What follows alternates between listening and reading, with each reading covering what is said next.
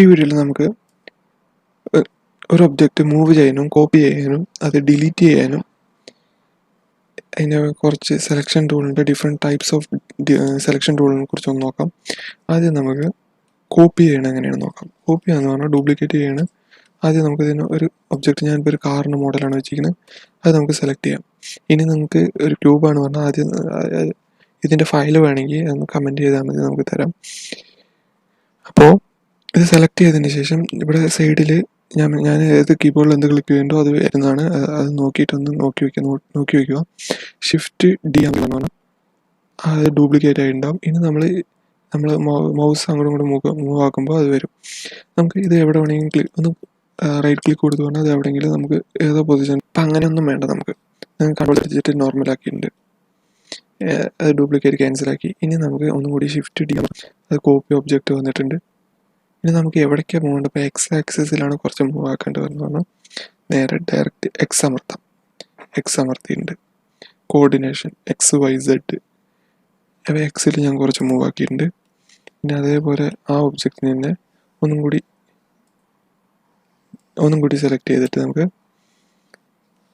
Shift D അമർത്തി duplicate ചെയ്യാം.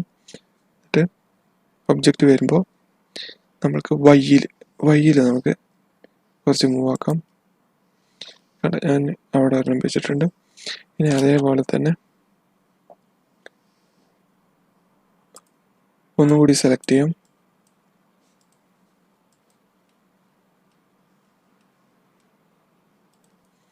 ഒന്നുകൂടി സെലക്ട് ചെയ്തിട്ട് ഷിഫ്റ്റ് ഡി അമർത്തി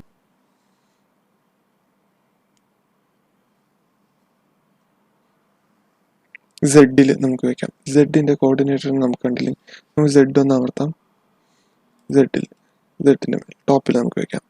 അപ്പോൾ ഈ സെഡ് ഇപ്പോൾ ഈ പച്ച കളറിലും ഒരു ചുമ കളറിലും ഒരു ലൈൻ ഉണ്ട്. അത് നമുക്ക് സെഡിൻ്റെ അവിടെ കാണുന്നില്ല. അത് കാണാൻ വേണ്ടിയിട്ട് നമ്മൾ ഓവർലേയിൽ പോകാം. ഓവർലേ പറഞ്ഞാൽ ഈ കോർണറിൽ ഒരു ആരോ മാർക്ക് ഉണ്ട്, അതിൽ പോകാം.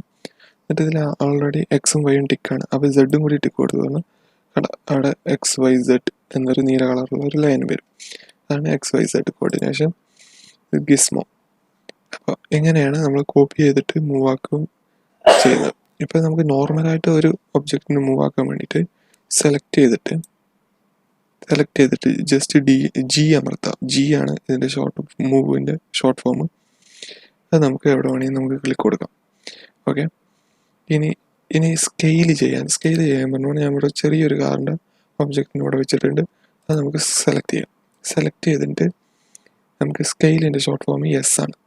എസ് അമർത്തുമ്പോൾ അതിൻ്റെ നമുക്കൊരു ആരോ മാർക്ക് വരും. നമുക്ക് എത്ര വേണമെങ്കിലും വലിച്ചു നീട്ടാം, നമുക്ക് ഇഷ്ടമുള്ളതിനനുസരിച്ച് നമുക്ക് ഇടാം.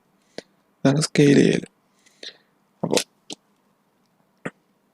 ഇപ്പോൾ ഈ 3 കോപ്പിയും ഇതും ഷിഫ്റ്റ് ഡി അമർത്തി പറഞ്ഞാൽ കോപ്പി ഡ്യൂപ്ലിക്കേറ്റ് ചെയ്യാനും, ഇനി ജി അമർത്തി കഴിഞ്ഞ് പറഞ്ഞാൽ മൂവ് ചെയ്യാനും നോക്കിയിട്ടുണ്ട്. ഇനി മെയിനായിട്ട് നമുക്ക് ഡിലീറ്റ് ചെയ്യാം. ഞാനിപ്പോൾ ഒരു ഒബ്ജക്റ്റിനെ സെലക്ട് ചെയ്തു. നമുക്ക് നേരെ റൈറ്റ് ക്ലിക്ക് കൊടുത്തിട്ട് ഡിലീറ്റ് കൊടുക്കാം.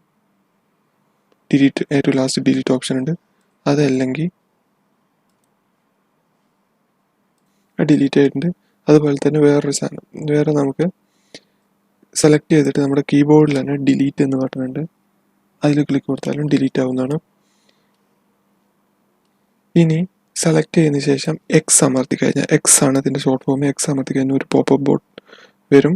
അത് നമുക്ക് ഡിലീറ്റ് എന്ന് ബട്ടൺ കൊടുത്ത് പറഞ്ഞുകൊണ്ട് അപ്പോഴും ഡിലീറ്റ് ആയിപ്പോവും.